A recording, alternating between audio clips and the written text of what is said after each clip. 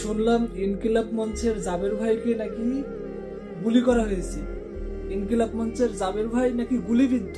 হাদি ভাইয়ের মাথায় গুলি ঢুকাইছে দুর্বৃত্তরা।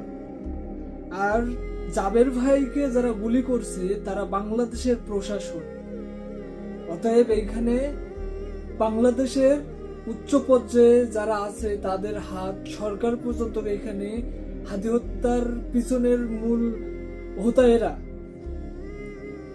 হাদি ভাইয়ের হত্যার বিচার চাওয়াটা কি তাদের অপরাধ?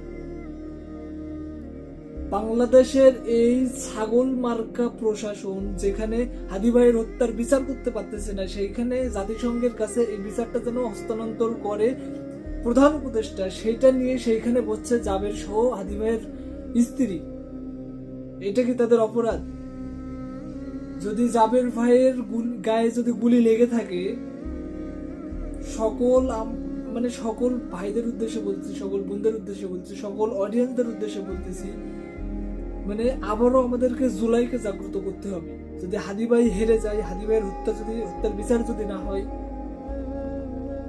তাইলে ভাই আমরা অপরাধী, আমরা জাতি হিসেবে অপরাধী। আমরা নির্বাচনের হাওয়ায় আমরা উঠতেছি, আর এখানে 2 মাস হতে গেল, 2 মাস হয়ে গেল হাদি হত্যার বিচারের কোনো খোঁজ নাই। এখানে একটা বিষয় নিয়ে বলছে যে জাতিসংঘের কাছে যেন এই বিষয়টা তুলে ধরা হয়, সেটা নিয়ে তাদের লাঠি সোটা দিয়ে মারামারি মারধর তো হইতেছে। আর এখন শুনতেছে যে জাবের ভাইয়ের গায়ে নাকি গুলি লাগছে। জাবের ভাইয়ের গায়ে নাকি গুলি লাগছে।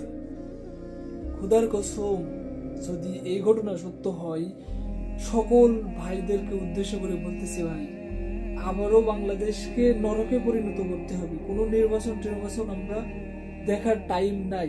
ভিডিওটি শেয়ার চাই, আপনাদের কাছে সাপোর্ট চাই, আর